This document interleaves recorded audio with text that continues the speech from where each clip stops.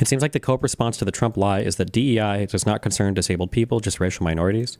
Here, listen, this should always be your strongest response. When you're talking about affirmative action or you're talking about DEI, okay, or whatever. I don't even know what the fuck DEI is. I don't know what these DEI programs do. I never hear them call it a specific policy. But here's the answer, okay? You have a country full of people, and what you want to do is you want to sort them into the most economically productive jobs that they can go to. And sometimes that might require a little push to show that some people can do it. A person with a disability, like who, say it is in a wheelchair, might feel like they might not have as many jobs open to them because of being in a wheelchair. This affects a lot of different parts of your life.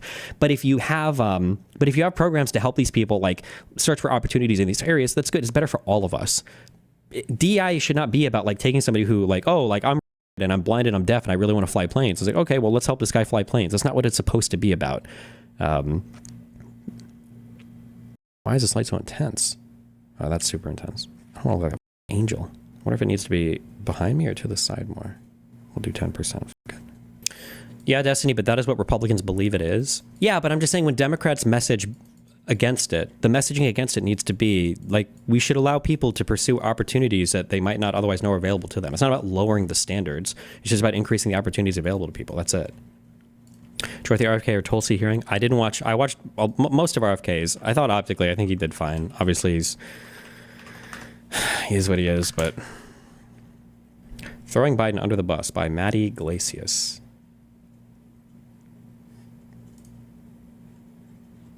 That's a long post.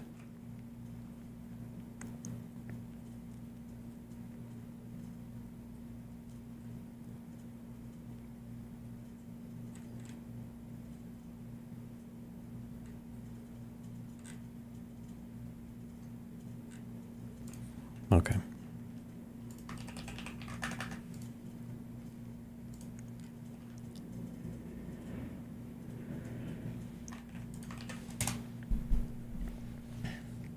In addition to the 25% tariffs on goods coming from Canada and Mexico, U.S. President Donald J. Trump has just announced he will also be placing tariffs on goods coming from both China and the European Union.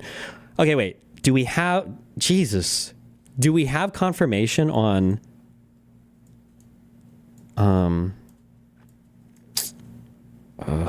when these might go into effect?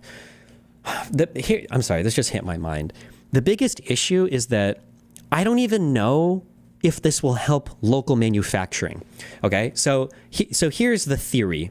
The theory is, first of all, if you're going to tariff an industry, you have to tariff every part of the industry. You can't just tariff countries, because if you just tariff a few countries, people will just use other countries as intermediaries, and now you've lost the whole point of your tariff. So you have, like, this has been studied over and over and over again. You have to tariff the whole industry. Okay, so if you're tariffing just huge countries or huge trading blocks or whatever, or even if you do tariff huge industries, the idea is, well, since it's more expensive to produce it internationally, our domestic manufacturers have become more competitive because they're willing to produce at higher prices. Remember, your supply and demand curve always meets where a given quantity will be demanded at a given price. As the price moves up more and more and more, suppliers are willing to produce more at a higher price because they're getting paid more for it, or because it's finally profitable to do so. Okay. The issue is that I imagine there's a huge capital investment for creating all of this stuff domestically, meaning you've got to invest a lot of money into making new plants, making new factories, and everything else, okay? And nobody probably knows whether these tariffs would stick around after Trump. So I feel like well, I guess this would be good if you don't like Trump, but I feel like a bad case scenario for the U.S. economy is he does all of these tariffs, everything costs more money, but nobody actually invests in domestic manufacturing or production because they're like, I think these are going to be gone as soon as Trump leaves. So now we're just fucked for 4 years because people are like, okay, well, am I really going to set up shop here when in 4 years these tariffs are going to go away completely and now my shit is completely fucked? Like, yeah, I don't know. It's just such. This should be done through Congress is what I'm trying to say. Doing these tariffs just through the executive, just through the fucking president, this is a disaster. Like, you know how people say, well, the president can't unilaterally do economic policy. Well, if he does it through executive action, he kind of sort of can in a way, but there's a reason why we don't want this, right? The executive is supposed to be able to act swiftly and with vigor to enact the will of the legislature, which represents the will of the people, which is supposed to be slow and deliberative. So if tariffs are really the way we want to go, and these types of trade policies are really the things we want, they should be through slow, careful deliberations that come from special committees, that go through Congress, that pass through both chambers, the House and the Senate, not from the fucking president of the United States unilaterally. That's just insane.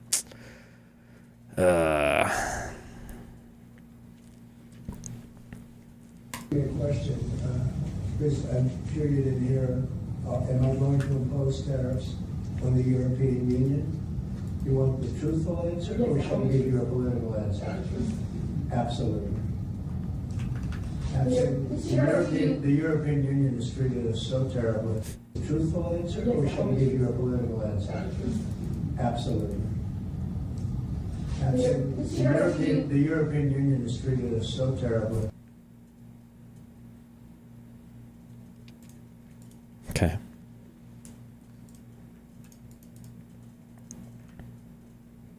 I work in medical device manufacturing and make manufacturing strategy decisions. We have a lot of manufacturing in Mexico.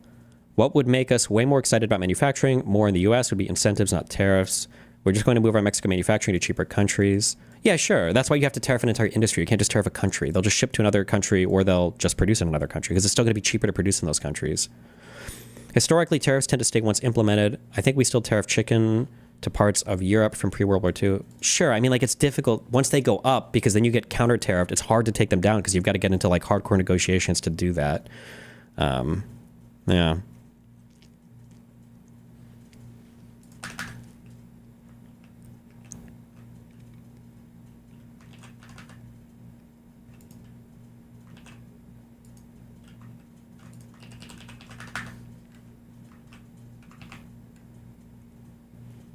Does that mean Trump is pulling the U.S. out of the WTO as well? I don't know. He pulled us out of the WHO. Maybe he doesn't know what the WTO is.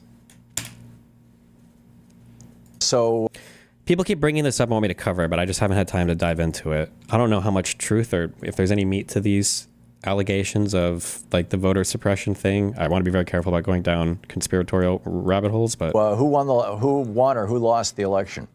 It's real simple. If not for vote suppression tactics, that's a fancy word for shafting people of color out of their vote, young people out of their vote. Kamala Harris would have won 3,565,000 votes. That's the number of voters that were denied the right to vote because they were purged or they were challenged or they had their provisional ballot thrown out. Let me give you some of the numbers. The reason I'm giving you numbers, and I've waited so long to make this report, is that I have to get the numbers from the government agencies, particularly something we call the Elections Assistance Commission. So people don't realize, I used to be a professor of statistics. I was a forensic economist. This is my specialty, the numbers, which I usually did for attorneys general and the U.S. Department of Justice and other government agencies. And so these are calculations I would do, and I have done for federal courts. So we had, are you ready for this? According to the Elections Assistance Commission, the official numbers, we had 4,776,706 voters purged from the voter rolls wrongly. And I'm not making this up. I had the guys from that work with Microsoft and Amazon go through every single purge name in two states, Georgia and Wisconsin. We took those two states. And we found, for example, in Georgia that 198,000 voters, we actually have their names and addresses, were wrongly removed from the voter rolls. And you'll be shocked, overwhelmingly, voters of color. In Wisconsin, almost every voter removed by the purge was either a black voter in Milwaukee or a student in Madison. We had this brand new business this year. Okay, I would have to go and look up like each of these purges to know if I felt like they were legitimate or if they were actually like legal or not. Like people are purging voter rolls and shit pretty often, and there were some pretty big ones for this election. I did see that, but I don't know. I mean, like a voter roll purge is a voter roll purge. Like, what are you gonna?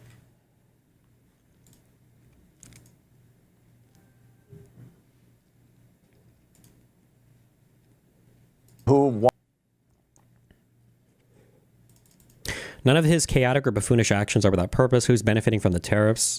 I don't even know. Technically, local manufacturing, theoretically, local businesses and manufacturers very narrowly will benefit from, and the people employed in those industries will benefit from tariffs. However, it'll hurt the rest of the economy and it'll hurt higher level manufacturing.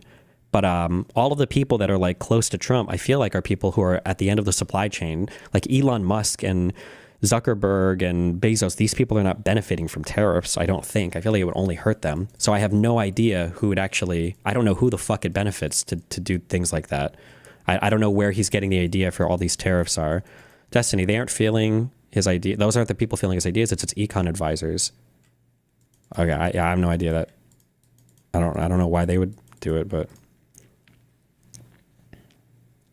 The idea of ballot signatures is so cringe to me. I sign my name like once a year when I get a new idea or some shit. When I send out restaurants, I literally just put an X. If my vote got tossed, I'd be so pissed. Yeah, I don't know what signature verification looks like. I'm trying to remember if I even signed my ballot. Do you have to in Florida? I guess you probably do, huh? I don't remember. Do you sign your ballot in Florida? Yes, you do. What are they even comparing it to? Like, what? You signed the envelope? No, I voted in person. I think I deposited it into a box at the end. You probably sent a little digital pad. Oh, maybe walking in, maybe at first you did? I don't remember. I voted by mail in Florida. I voted in person. So I don't remember. But I wonder where they compare the signature to. Your driver's license? Do you sign for that? I guess you must. Yeah, my signature, like when I guess I'm not going to show you guys. My signature is like a scribble. It's a fairly consistent scribble at this point, maybe. But it's because for some reason my dad has like a doctor's signature. I don't know why. He must have thought I should have. He's still alive. I can ask him that. Where did your signature come from? I will ask him that. It's a good question. An actual interesting question for Dad. Where did your signature come from? Because he signs it very weird, but it's the exact same every time. So when I was younger, I was like, I'm going to have a signature like that. But mine is just like a fucking epileptic scribble.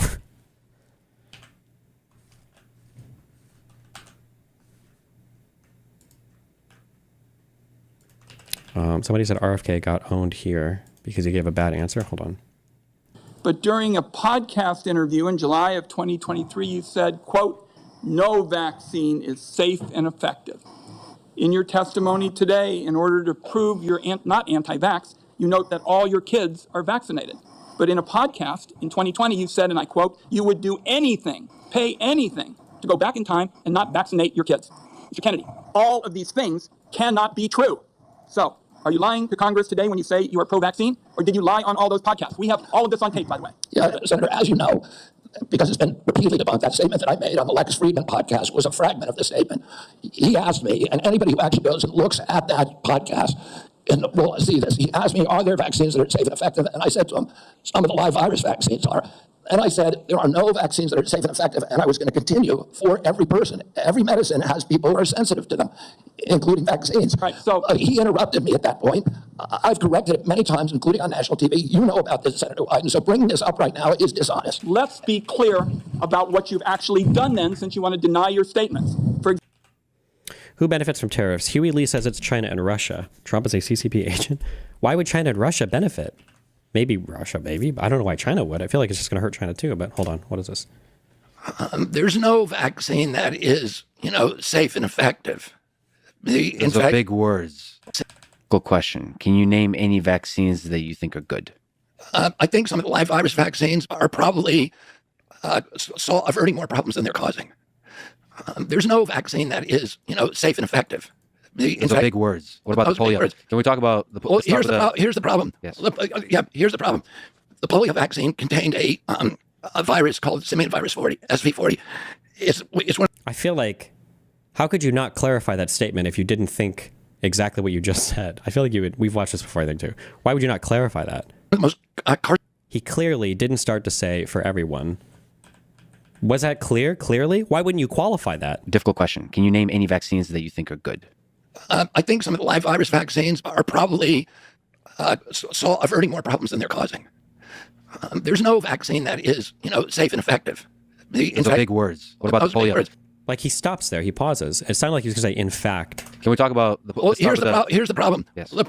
Here's the problem. The polio vaccine contained a virus called simian virus 40, SV40. It's one of the most carcinogenic materials that is known to man. In fact, it's used now by scientists around the world.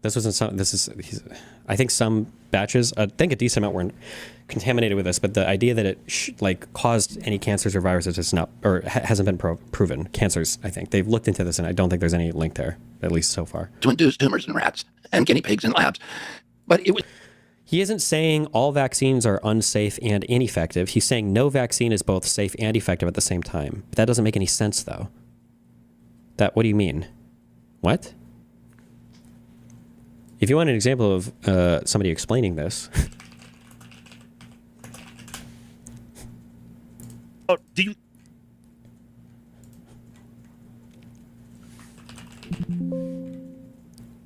Big Pharma and COVID debate. Is it here? No. I think that the problem is that I think people sometimes take hard stances on stuff, and the stance is not.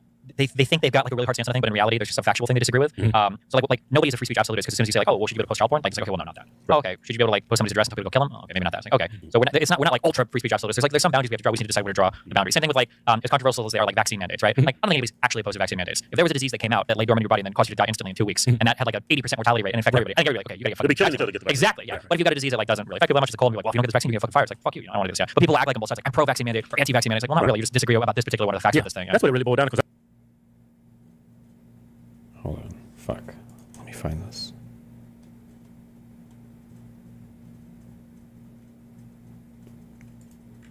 start looking at things like medicine. Okay, here's something that's really important to understand about medicine. If you have a medication and then you've got like not anything happening, okay, it is always better to never take the medicine. All medicine is bad for you. Everything has a side effect. Yes, but the problem is people will compare taking the medicine to nothing happening, but you don't take medicine and then or nothing happens. You're trying to compare the medicine to the disease or whatever it is you're going to get. So people will look at like a vaccine or a particular. Like if this is the point that RFK was trying to explain, then why not just explain that, right? Like this is true. Like if somebody says, "Oh, a vaccine is bad for you," it's like, well, I mean, like technically, yeah, it's better to just not have a vaccine at all if nothing's going to happen to you. But you're not comparing the vaccine to nothing happening to you. You're comparing the vaccine to the risk and then the effects of a disease. That's true of like all medication, right? Ideally, you would just never take any medicine ever because you'd always just be healthy. But if the choice between medication and then whatever the medication is treating, ideally you would just be, I mean, the medication, the side effects should be not as bad, statistically speaking, as the disease effects itself, right? Like that's. For example, you have a history of trying to take vaccines away from people. In May of 2021, you petitioned the Food and Drug Administration to not only block. But okay, this was apparently part of broadcasting. Ezra 11 on Blue Sky says, Intel. I've now heard from 2 sources that Trump is preparing an EO to shut down the Department of Education. It would be blatantly illegal and unconstitutional. I'll believe when I see it. We'll fight it if it comes. Stay tuned. Okay, well.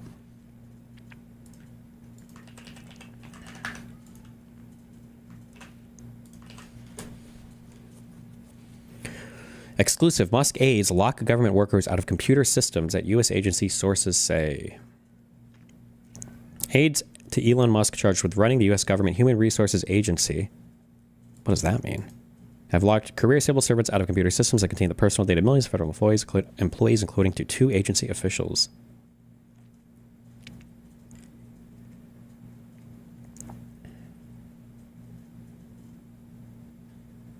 The 2 officials who spoke to Reuters on condition of anonymity for fear of retaliation said some senior career employees at OPM, the Office of Personnel Management, have had their access revoked to some of the department's data systems.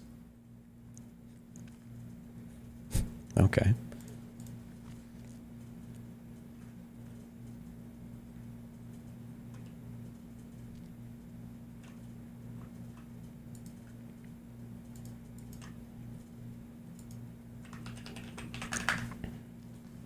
What is even the point of these hearings if they just lie under oath and nothing happens?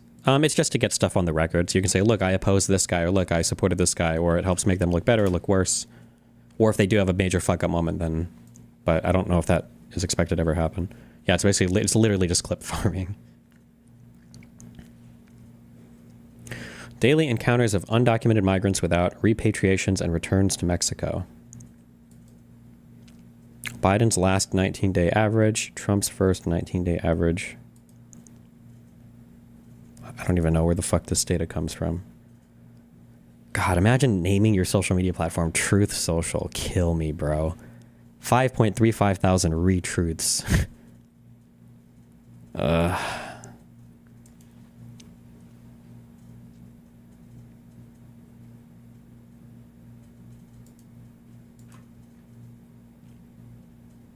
Without repatriations and returns to Mexico. Doesn't this mean they weren't sent back? I have no idea. I don't even know.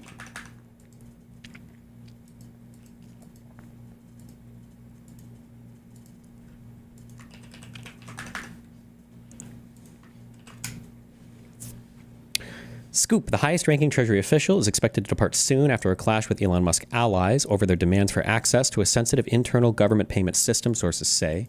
Musk allies wanted access to the system responsible for dispersing trillions in Fed payments annually as part of DOGE. Treasury career staff saw requests as highly unusual. David A. Lebrick, viewed internally as consummate non-political civil servant, expected to exit after joining the Treasury in 1989. Last week, he was acting Treasury Secretary. Nice.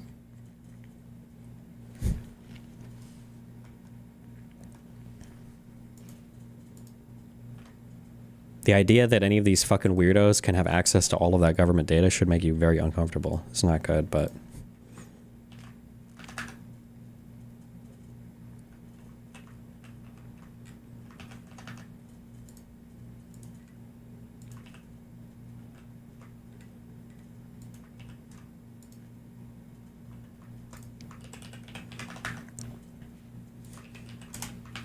What is this?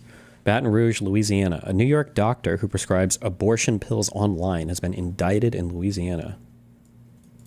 No link to the indictment. It's very annoying. He might have been doing some crazy shit. Who knows?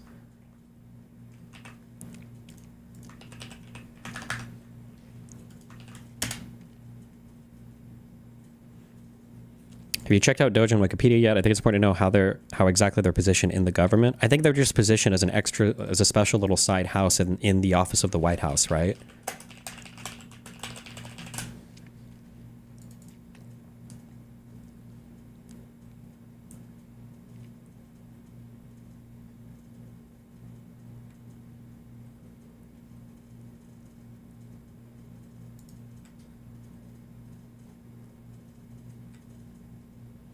I think.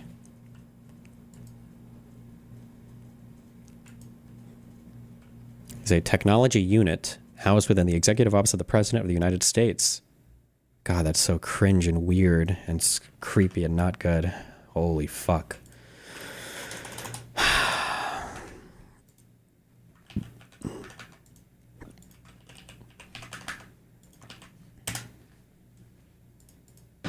Friends at Reuters are reporting that the president has made a decision on the Canada and Mexico tariffs, but that they won't actually be implemented until March 1st. I was wondering if you could confirm that and talk through some of the president's thinking there. I saw that report and it is false. I was just with the president in the Oval Office, and I can confirm that tomorrow, the February 1st deadline that President Trump put into place at a statement several weeks ago continues. The president will be implementing tomorrow a 25% tariffs on Mexico, 25% tariffs on Canada, and a 10% tariff on China for the illegal fentanyl that they have sourced and allowed to distribute into our country, which has killed tens of millions of Americans. These are promises made and promises kept by the president. The president yesterday said that last night he was planning to discuss whether Why is it lower for...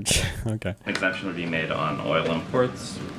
Do you have any information on what decision he made there, or will there be... Again, remember, we just renegotiated under Donald Trump. We just renegotiated NAFTA into the U.S. Mexico-Canada agreement, trade agreement. But for some reason, I guess that trade agreement sucked dick. That was Trump's biggest international trade negotiation. But I guess he just wants to blow it all the fuck up. But okay.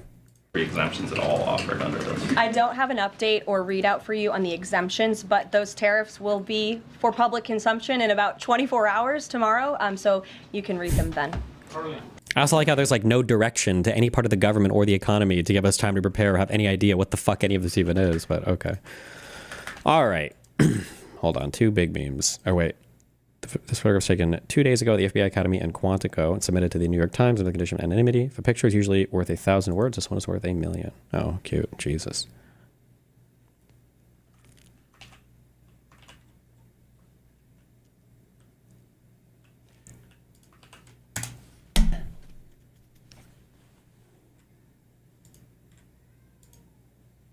Okay, we might watch this. I still have to watch the...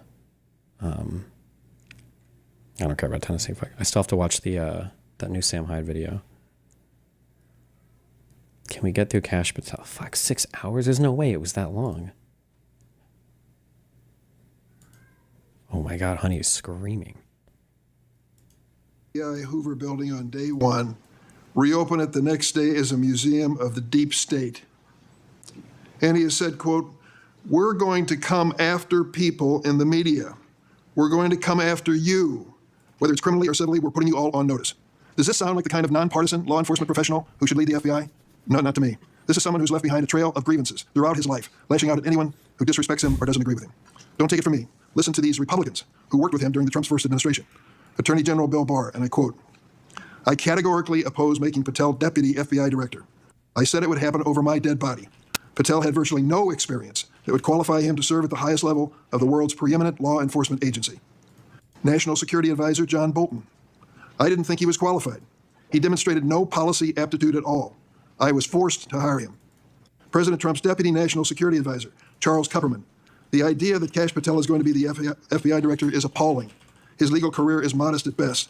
His ideas are ludicrous." CI Director Gina Haspel threatened to resign after President Trump proposed making Mr. Patel CIA Deputy Director. Defense Secretary Mark Esper, said Mr. Patel lied about whether Nigeria had approved a hostage rescue operation, putting American lives at risk. But Mr. Patel would have us believe that all of these public servants, all Republicans, all from the first Trump administration, and apparently anyone else who's critical of him, are nothing but government gangsters and deep state members. Many of them have made his list of enemies. Just this week, CNN reported that during the Trump administration, CIA officials referred Mr. Patel to the Justice Department for criminal investigation for sharing classified information without authorization. Last week, I asked the Justice Department and intelligence community for information on any criminal referrals relating to misconduct by Mr. Patel. I have yet to receive a response. Mr. Patel's record is clear. He traffics in debunked conspiracy theories that serve or benefit his political beliefs. Let's start with January 6th, and he dedicates a whole chapter in this book on January 6th. That's something that each... Do they just like talk before they do the actual questioning, or... Everyone on Capitol Hill peddled conspiracy theories. Clear you're not that person. I yield. Thank you, Senator Durbin. Before I call on Senator Tillis. What are your opinions on Gabbard, Patel, and RFK? So Gabbard, Tulsi, I don't like because she's like very clearly like, if she's not like an actual Russian puppet, she has all of the same talking points and messaging points. I think it's a disaster to let her anywhere near any kind of security clearance ever. I mean, she was already a senator, so I'm sure she was cleared to some extent. But like, I just think she's a disgusting, horrible person and very anti-American. Patel seems to be a borderline authoritarian. That book that he made about like Donald Trump being the king and all of the evil people going after him, that is just like, all of that is fucking unhinged and insane. Him leading the FBI, I think, would be crazy. And RFK, I mean... RFK is the only person I can have high hopes for because he's just like, he's so retarded and that maybe he'll be ineffective. And there are things that he says that like in a very roundabout way are okay. Like if we end up banning some fucking food dyes or whatever because he thinks they cause cancer, it's not the end of the world. I don't care that much. And I don't like, we could all exercise more is fine. Yeah, I don't know. Yeah. But man, the other two are oof. I want to clear up something the way I see it, and I think I'm going to invite everybody that it can be cleared up. This business about what Mr. Patel said about cowards in uniform, it's a mischaracterization of what he actually said. So I'm going to invite you to listen to the interview Mr. Patel gave that linked to his post to hear what he actually said. When he said cowards in uniform, he was talking about senior Pentagon leadership failing to mobilize the National Guard to protect the Capitol. His comments had nothing to do with police. Mr. Patel made his comments while discussing an article in the New York Times exposing grave miscommunication between the Department of Defense and the D.C. National Guard. So I would encourage people to follow up on that. Senator Tillis. Thank you, Mr. Chairman, Ranking Member, colleagues on the Senate Judiciary Committee. It's my honor to introduce Kash Patel, President Trump's nominee to be FBI Director. I've completed due diligence on his life and career, and I'm convinced that Kash possesses significant expertise and ironclad commitment to justice, and he's an outstanding choice to lead the FBI. Kash's parents are Indian immigrants of Gujarati ancestry. You're up here at the front row. I see him over there, right? The Gujarat state is a melting pot of religions, including Hinduism, Islam, Jainism, with temples, mosques, and other religious sites scattered across the state. His father was raised in Uganda, but his family had to flee the country to escape repression under Idi Amin. His mother was born in Tanzania. They met and married in India and ultimately made their way to New York City by way of Canada, where his parents, along with 7 brothers and sisters and their spouses and at least a half a dozen kids, lived under the same roof. His parents raised Kash in the Hindu faith, and they instilled in him the values of hard work and education. Kash is a devout Hindu, and consistent with his faith, he's shown respect to people of all faiths. Kash attended the University of Richmond, where he earned his bachelor's degree in criminal justice and history. He went to Pace University School of Law, where he earned his JD, and an international defender in Florida. Kash clearly opposed the prosecution. Mother is originally from Tanzania. She studied in India, as did my dad, and they were married there. And we provide them with the tools necessary. And I said the same thing about affected you personally, you along with even members of the law. On with the truth, and I will continue to do that. And I will always continue to support Americans who support law enforcement, our military, and want a secure border. Over the past 4 years, the FBI and Justice Department. Wait, you're making that up in YouTube chat. Wait, what? Trump media gifts DJT shares to FBI pick Kash Patel, Linda McMahon, and President's son. What the fuck?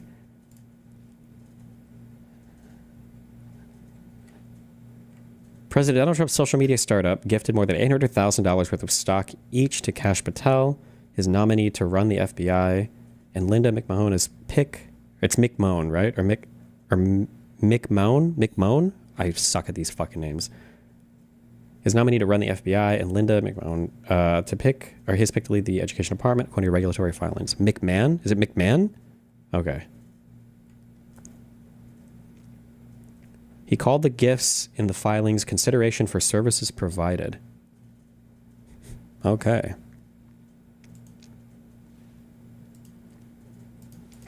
Have weaponized law enforcement towards partisan ends. This has affected you personally. You, along with even members of my staff, were the victims of FBI overreach when they secretly subpoenaed your records during the investigation into Crossfire Hurricane. Inspector General Horowitz of Justice. Wait. We need to soy the fuck up. I'm gonna grab a silent. Hold on. In a hypothetical 2028 election, do you think there's any current candidates for the Democratic Party that would make you pick the Republican Party over them? Not that I'm aware of. I don't know.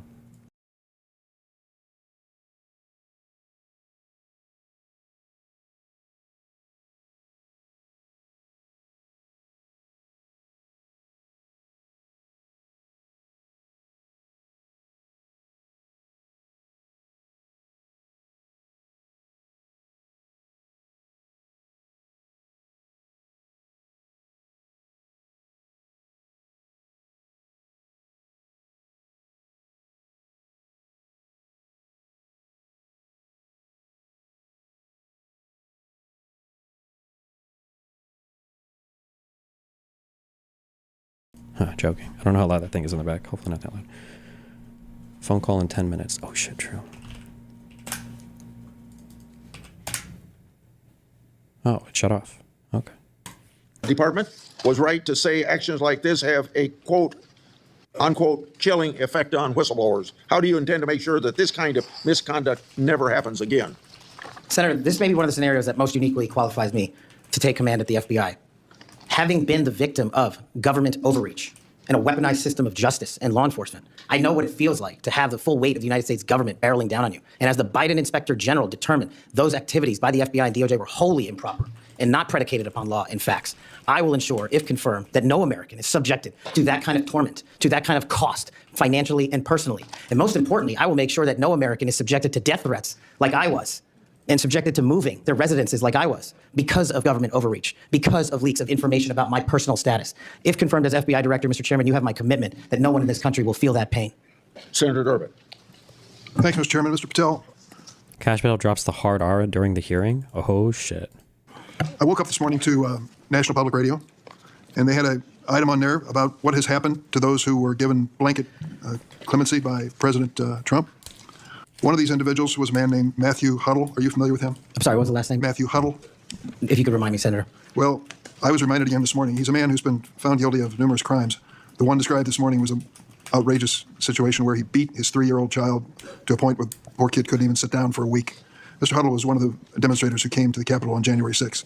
He was incarcerated and charged with and pled guilty to crimes that he had committed, violence against police officers. After he was released by President Trump, he returned to his home state of Indiana. A few days later, he was stopped on the road, pulled a gun on a policeman. The policeman, sheriff's deputy, turned, shot, and killed him.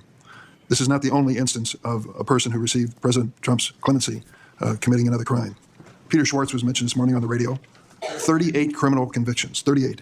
He'd been sentenced to 14 years in prison. He was released because of the president's unconditional clemency, which was given to him as well. So I guess my question is this. Was President Donald Trump wrong to give blanket clemency to the January 6th defendants? Thank you, Ranking Member. A couple of things on that. One, the power of the presidential pardon is just that, the president. Alignment, I concede he has the authority. I'm asking, was he wrong to do it? And as we discussed in our private meeting, Senator, I have always rejected any violence against law enforcement, and I have, including in that group, specifically addressed any violence against law enforcement on January 6th, and I do not agree with the commutation of any sentence of any individual who committed violence against law enforcement. So do you think that America is safer because the 1,600 people have been given an opportunity to come out of serving their sentences and live in our communities again? Senator, I have not looked at all 1,600 individual cases. I have always advocated for imprisoning those that cause harm to our law enforcement and civilian communities. I also believe America is not safer because President Biden's commutation of a man who murdered 2 FBI agents, Agent Kohler's and Williams' family, deserve better than to have the man that point blank range fired a shotgun into their heads and murdered them released from prison. So it goes both ways. Leonard Pelletier was in prison for 45 years. He's 80 years old, and he was sentenced to home confinement. So he's not free, as you might have. As a quick thing, somebody correct me if I'm wrong, but the sentences or whatever that Biden commuted, I'm pretty sure these were like people that had basically already served their time, but there was like weird shit during COVID or whatever. But I don't think anybody got released from prison. Like there was nobody that was in prison that got released because of the Biden commutation. Is my understanding. For like when you hear about like the 1,000 people that got their sentences commuted under Biden, it's not like people got like are set free to go home after after that or whatever. I don't think that ever happened. They were on home release due to age or COVID or whatever. Yeah. Just suggested. He killed 2 FBI agents. That's true, he did, and he went to prison for it and should have. My question to you, though, is do you think America is safer because President Trump issued these pardons to 1,600 of these criminal defendants, many of whom violently assaulted our police in Capitol? Senator, America will be safe when we don't have 200,000 drug overdoses in 2 years. America will be safe when we don't have 50 homicides in a day. So you just won't answer the question. I don't think we're safer with Matthew Huddle was sent back to Indiana. I don't think we're safer with Peter Schwartz. I could go through a long list of individuals, some of who were wanted in states, members of this committee. Let me move to another topic if I can. Tell me about your J6 choir. What is that? Well, it's not my choir. It's simply a recording that was utilized to raise funds for families in need of nonviolent offenders. Who sings? Wait, let me hold on. With Matthew Huddle was sent back to Indiana. I don't think we're safer with Peter Schwartz. Wait. Somebody just like this and said, Reuters said hundreds released from prison from this. I'm not talking about Trump's J6 pardons. I'm talking about Biden's pardons at the end of his term. I could go through a long list of individuals, some of who were wanted in states, members of this committee. Let me move to another topic if I can. Tell me about your J6 choir. What is that? Well, it's not my choir. It's simply a recording that was utilized to raise funds for families in need of nonviolent offenders. Who sings on this recording? I don't know, Senator. What did you have to do with it? Simply to raise funds to assist families of nonviolent offenders whose kids needed college education payments and whose rent needed being paid. My understanding is that the performers on this J6 choir were the rioters who are in prison. I'm not aware of that, sir. I didn't have anything to do with the recording. You weren't aware of who made the recording? No, Senator. That's interesting. This, I feel like he was more tied to this, but I don't remember. We looked at this a while ago. This is ultra fucking cringe. Oh my God. Was this, did Donald Trump himself also repost this on his own channel? I don't remember. Or maybe, oh no, Donald Trump maybe did a speaking part, I think, for this. Oh God.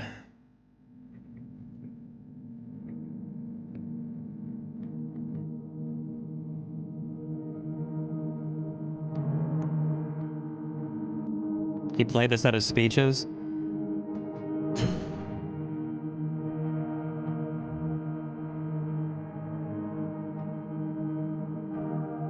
This is the most like fashy shit that you could ever have. I don't think you could ever have it more fashy coded than this. Like the people that were convicted for trying to coup the government on your behalf singing the fucking national anthem is unhinged.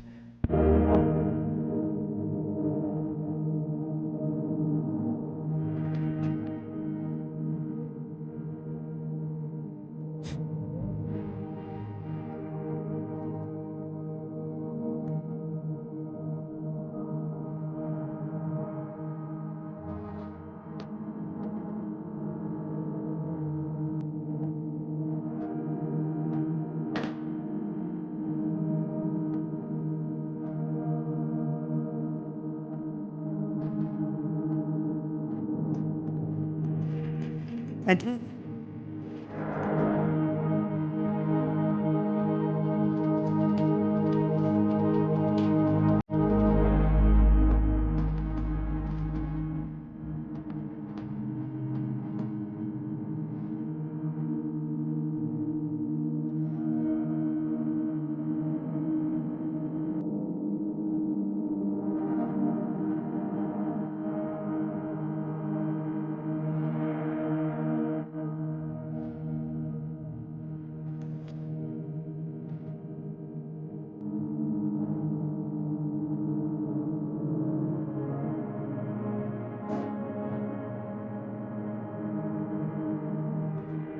Somebody said this earlier. It's true. It feels like the intro to like a Far Cry video game. indivisible, with liberty and justice for all.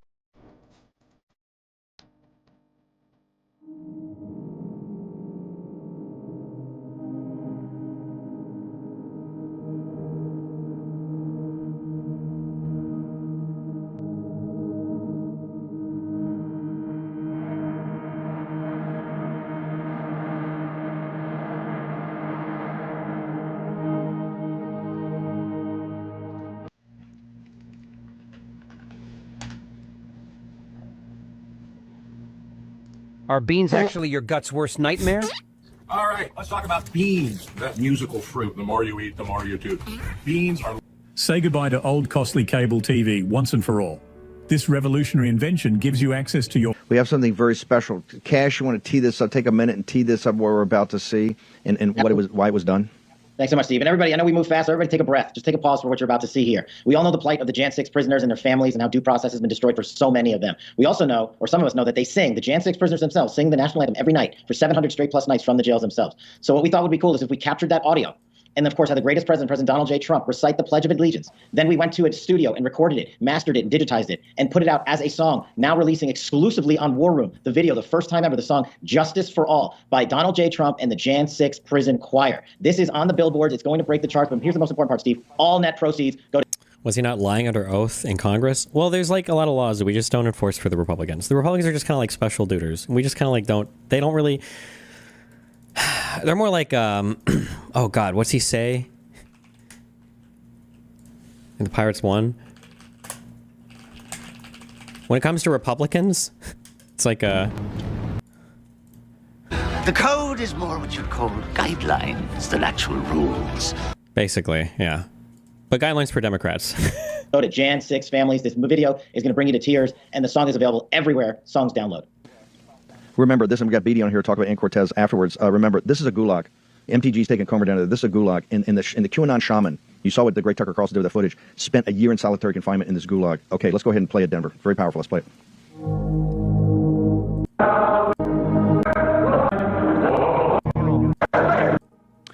Do you think either of them is going to have tears coming out of their eyes? I feel like Bannon will. Let's find out. Hold on. Cash Patel, tell me about this choir. What did we just hear there? This he's not even... Okay, whatever. Choir. Who is in this choir? It sings. It does something every night. Tell us about that. Now, what Cash is going to say is, I basically had nothing to do with that choir, so I can't answer any of those questions, unfortunately, Steve Bannon. I would expect him to say that, right? Yeah, so the Jan 6 prisoners who have been detained, no bond, since January 6th of their arrest, there's many of them, dozens and dozens of them, every night to exercise their freedom of speech, sing the national anthem from the D.C. Gulag. We were able to capture that recording. The D.C. Gulag. Thanks to their courageous singing, and we were able to take it to a studio. It's an actual song. Justice for All is now on every music site available, including the Billboard charts. Steve, I was just told it's already top 10 of all music. This is almost impossible to do. And a special shout out to you, Steve, Real America's Voice, Ed Henry on Real America's Voice, and Pyramid Records, and Rob Sig, of course, for having the courage to put something like this out for the American public to see. And again, you can go to the website, j6prisonchoir.com, j6prisonchoir.com. The video is available live on Rumble and everywhere else now. And it's a Truth Social and exclusive Rumble launch. And also, we thought, what's another way to raise money? We've got t-shirts, hashtag J6PC. It's going to be the trend of the weekend. Hashtag J6PC, available at fightwithcash.com. The t-shirts available at fightwithcash.com. All net proceeds, all of them, go to the Jan 6 families in need that we identify. It's been a project in the works for a while. And of course, let's not forget the greatest president in history, Donald J. Trump. This would not be possible without him. And we've seen the footage coming out showing the evidence of innocence that so many J6 detainees could have used last year before. And we just thought it was time to act to help to support these families. So Justice for All by Donald J. Trump and the Jan 6 Prison Choir. Who would have thought of it? This song's going #1. Just a refresher on what his answer was to this. Sentenced to home confinement, so he's not free, as you might have just suggested. He killed 2 FBI agents. That's true, he did. Issued these pardons to 1,600 of these criminal defendants. Drug overdoses in 2 years. With Matthew Shuttle of individuals, some of who were wanted in states, members of this committee. Let me move to another topic if I can. Tell me about your J6 choir. What is that? Well, it's not my choir. It's simply a recording that was utilized to raise funds for families in need of nonviolent offenders. Who sings on this recording? I don't know, Senator. What did you have to do with it? Simply to raise funds to assist families of nonviolent offenders whose kids needed college education payments and whose rent needed being paid. My understanding is that the performers on this J6 choir were the rioters who are in prison. I'm not aware of that, sir. I didn't have anything to do with the recording. You weren't aware of who made the recording? No, Senator. That's interesting. Did you receive any money for selling copies of that music or that recording? Absolutely not. Okay. You do have a foundation, though, do you? Really? You don't think you got any money for that? Was it j6prisonchoir.com? What was the... fuck, I don't want to go to a random website. I know he has a website where he sells his own, like,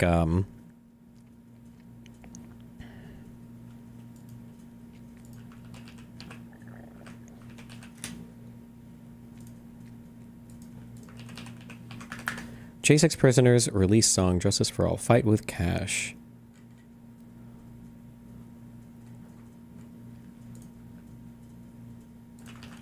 Is this really his stuff? Based apparel? Does anybody know? Somebody linked this and said it, but I don't know if it actually is his stuff. Golden Era t-shirt.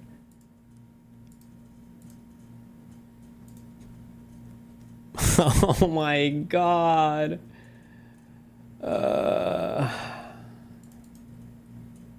My dad says a lot of January 6th were held without due process. Is that true? No, it's not.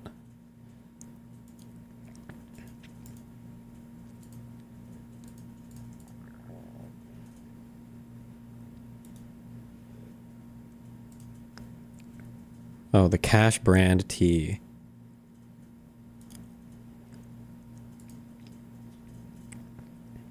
Never bend the knee. MAGA, MAGA, MAGA. Hardcore.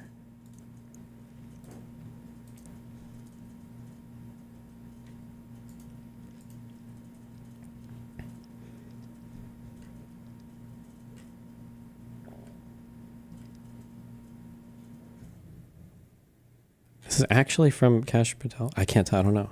About us. Okay. I have a call I have to do soon. Sorry. I might just like play this and you can listen and tell me if there are good moments. Do you not? I'm very proud of the Cash Foundation and the $1.3 million we've given to families in need across this country, including active duty service members, police officers, putting kids in college, and helping people in disaster relief areas rebuild their homes and their communities. 1&0 LLC, are you familiar with that? Sorry? 1&0 LLC? I believe, Senator, you're referring to the LLC that one of the individuals has his private business with. Is it part of the Cash Foundation in any way? Only in that one of the members of the board has that LLC for his outside business. Andrew Alice? I believe that's his name, yes. Yes. Do you know how much was paid to him from your charitable work? Yes, like any other charity, we had to go out and fundraise, something I'm sure every member of this committee is familiar with. And we used digital marketing campaigns, and I believe we paid a digital marketing company through 1&0 $250,000 to raise $500,000, which we gave away to families in need, like when hurricanes struck Florida, Texas, and North Carolina. We will be going through the details of your foundation and the expenditures with the questions for record that the chairman has mentioned. I look forward to a chance to answer those under oath. Mr. Patel, you frequently associated with and sometimes praised extremist figures with well-documented histories of racism, anti-Semitism, conspiracies, and the like. In September of 2023, you appeared with Laura Loomer at an event promoting your book, this one here. You shared a photo of yourself and Loomer in which you held her book and she held yours. Just a few months before this event, Ms. Loomer posted on X that the September 11 terrorist attacks were, quote, an inside job. Around that time, she accused Florida's First Lady, Casey DeSantis, of exaggerating her cancer diagnosis to gain voter sympathy. A number of my Republican colleagues on this committee have criticized Ms. Loomer's extremism. One of my colleagues described her as a, quote, crazy conspiracy theorist who regularly utters disgusting garbage. Another called her really toxic. Given all this, why did you associate with Ms. Loomer? Senator, as you can see, I took a photograph with an individual who showed up at a book event. I don't believe I'm guilty by association, and I certainly don't believe that an individual who was the first minority to serve as the Deputy Director of National Intelligence for this country is a racist. Damn, we hit him up with a big DEI. Okay, here we go. In any way, and I detest any conjecture to the contrary. You familiar with the Stu Peters? Does that name ring a bell? I'm sorry, what? Are you familiar with Mr. Stu Peters? Not off the top of my head. He made 8 separate appearances on his podcast. He promoted outrageous conspiracy theories and worked with a prominent neo-Nazi. There are more, Ted Nugent, it goes on, list goes on. I'm just asking, when it comes to your association with individuals, why are so many of them in this category? My association, as you loosely define it, is by appearing in media over 1,000 times to take on people who are putting on conspiratorial theories and to devour them of their false impressions and to talk to them about the truth. That is something that I will always continue to fight for, Senator. Senator Graham. Thank you. We'll eventually talk about the FBI. That's the job you're up here for, right? Have you ever been subject to racism as an individual? Unfortunately, Senator, yes. I don't want to get into those details with my family here. Let's get into a few of them. Tell me about it. Well, if you look at the record from January 6th, where I testified before that committee, because of my personal information being released by Congress, I was subjected to a direct and significant threat on my life. And I put that information in the record. I had to move. In that threat, I was called a detestable, and I'll apologize if I don't get it all right, but it's in the record, a detestable sand nigger who had no right being in this country. You should go back to where you came from. You belong with your terrorist home friends. That's what was sent to me. That's just a piece of it. But that's nothing compared to what the men and women in law enforcement face every day. And that's why they have my support. Okay. Growing up, were you subject to racism? Yes, sir. Okay. Now, I think the reason you're here has a lot to do with your work on Crossfire Hurricane. Are you familiar with that FBI operation? I am, Senator. So Senator Durbin mentioned the church report and the history of abuse, but he failed to mention Crossfire Hurricane. He failed to mention the Horowitz report. Wonder why? If you're waiting for these guys over here to figure that out, you're going to die waiting. So this is the Nunes memo. You work for Mr. Nunes over on the House side? David Nunes? Sorry? Are you familiar with this memo by the Foreign Intelligence Service Act abuses Yes. the Department of Justice? Absolutely. Did you help write this memo? I did as a staffer. Okay, I'm going to put this in the record. Thank you. In this memo, you kind of dissected the abuses of Crossfire Hurricane, right? I did, Senator. And the Mueller investigation. So the Crossfire Hurricane investigators, two of them were Strzok and Page. Are you familiar with them? I am, Senator.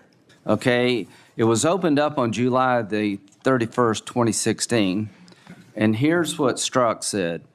And damn, this feels momentous because this matters. The other one did too, but that was to ensure we didn't F something up. This matters because this matters. So super glad to be on this voyage with you. That's to Page. And Page responds a couple of months later, he's not ever going to be President right, talking about Trump. Strzok, no, he won't. We'll stop it. Is it fair to say that the people in charge of investigating Crossfire Hurricane hated Trump's guts? Well, you don't have to take my word for it. That statement, along with the statements from the sources. Are during that those days operations- over in the FBI, you hope? Well, if they're not, they will be. Okay, good. You know who Carter Page was? I do, Senator. Do you know that the FBI secured warrants against him on 4 different occasions? Yes, Senator. Do you know that the information that they relied upon came from the Steele dossier? I do. Was it you that were able to find out that the Steele dossier was a bunch of crap? Yes, Senator. We followed the money and we exposed the fraud that was the Steele dossier.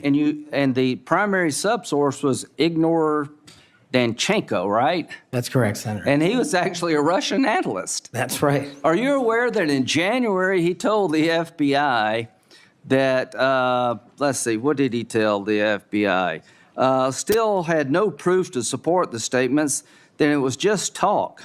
The primary subsource explained to the FBI that his information came from word of mouth and hearsay, conversations he had with friends over beers, and some of the information were statements he heard made in jest. And he told the FBI this in January. That's of right. 2017. And they got 2 more warrants after that. That's correct. Are you aware that the FBI had volumes of information that the Steele dossier was a bunch of bullshit and nobody ever told anybody at the top? I am, sir. We exposed. Or they lied about being told. That's correct. So are you aware of the fact that the FISA court rebuked the FBI? Are you aware of the fact that an FBI lawyer went to jail because he misled the court by manipulating a email from the CIA? I am. Do you believe that Crossfire Hurricane was one of the most disgusting episodes in FBI history of a corrupt investigation led by corrupt people who wanted to take Donald Trump down? Yes, sir. You think that's why you're in this chair today, to fix that? I think that's a big part of the Without reason. Crossfire Hurricane, this guy wouldn't be here. And my friends on the other side, like pulling teeth, the Horowitz investigation, the Inspector General labeled this fraudulent at its core, mismanaged at its core, running stop signs. At every turn, they went forward when they should have stopped. The Durham report said it was obviously politically motivated. FBI agents were telling anybody and everybody that would listen, this is not reliable, this is not trustworthy, but they plowed on. And because of you and Trey Gowdy and others, we now know about this. Everybody who signed the warrant under questioning by me said if they knew then what they know now, they wouldn't have signed the warrant. Comey said that. Yates said that. Rosenstein said that. The reason you're here is because most of the public, almost every Republican believes that the FBI has been used continuously in a political fashion, ignoring evidence, making up evidence, lying to get Donald Trump.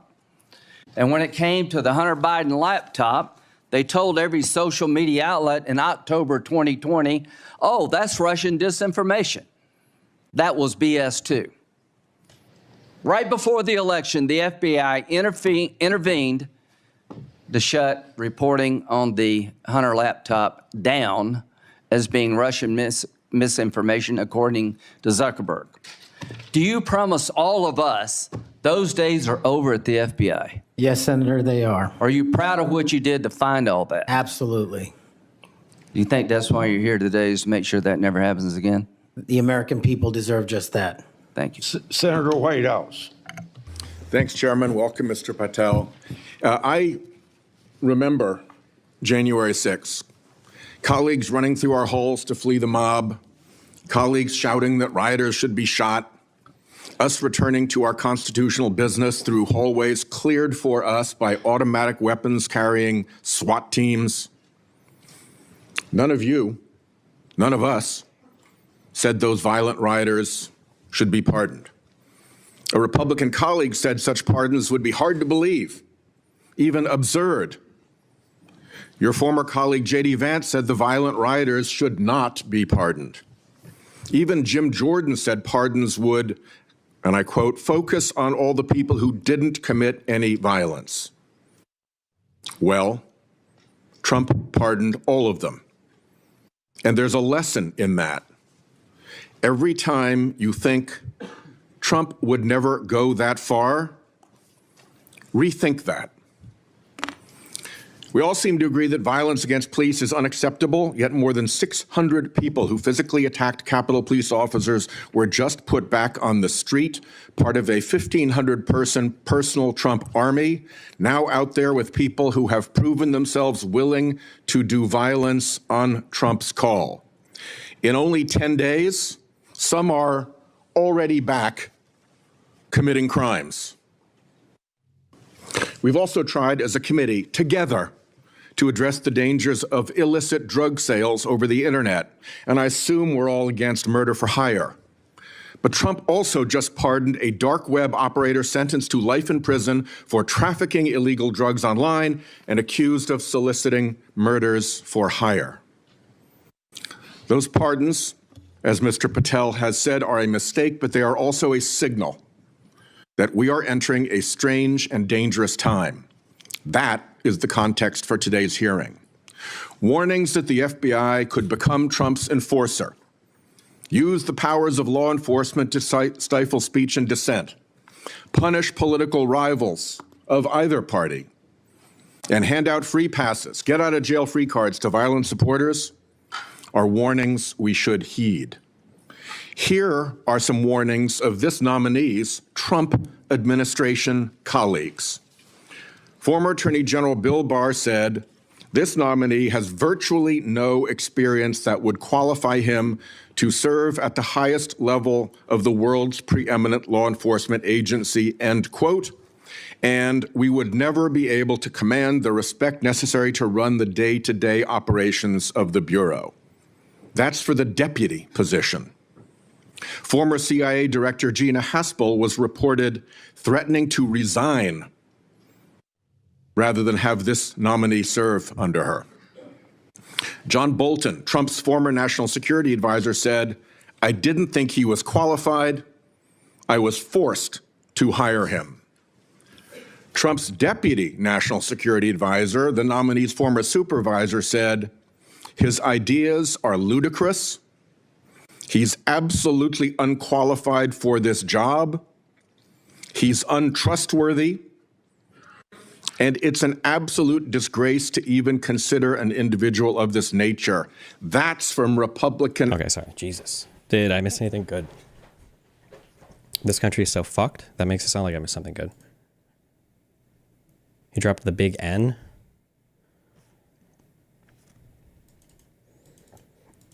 Oh, that's okay.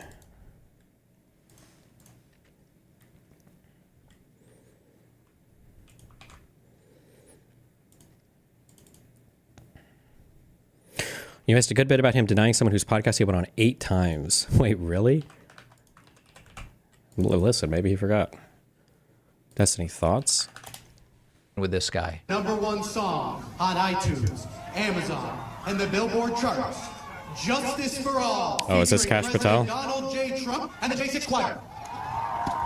Why are you linking me this?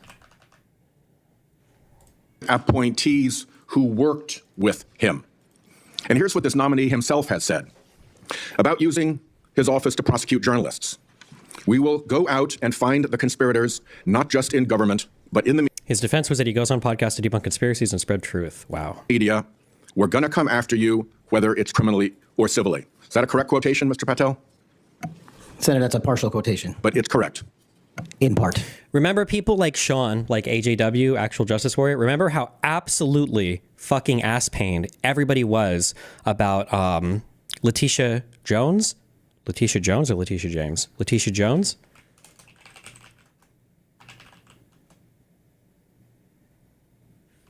James. Letitia James. Jane. Sorry, fuck. And Alvin Bragg. James. Letitia James. Remember how mad they were about these guys coming in saying like, yeah, we're going to continue the investigations into Trump. Yeah, we're going to prosecute Trump because there were already ongoing investigations. This was apparently unacceptable ways to run your campaign. But Kash Patel literally talking about enemies and going after people beforehand with no evidence, no legal position to do so, no probable cause, no nothing. That's absolutely A-okay. That's totally fine. And none of them will ever say anything about this. Also, apparently there was another fucking plane crash. How bad or serious was this one?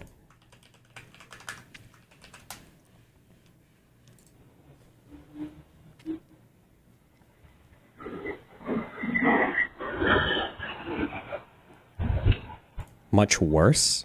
Wait, are you about to get a huge ban? Why did you just say that?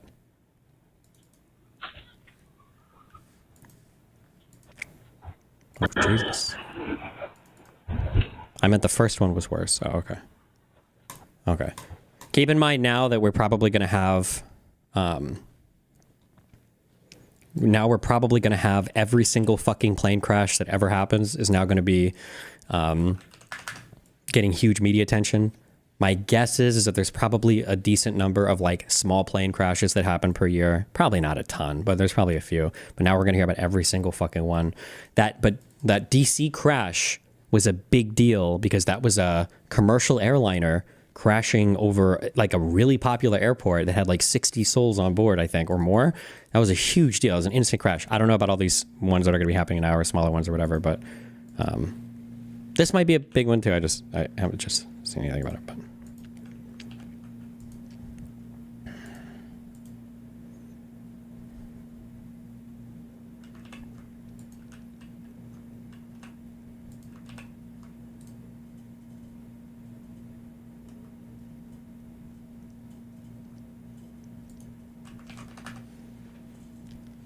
There are plane crashes almost weekly, but it is almost always at small airports that don't have controlled towers. Okay, yeah, sure.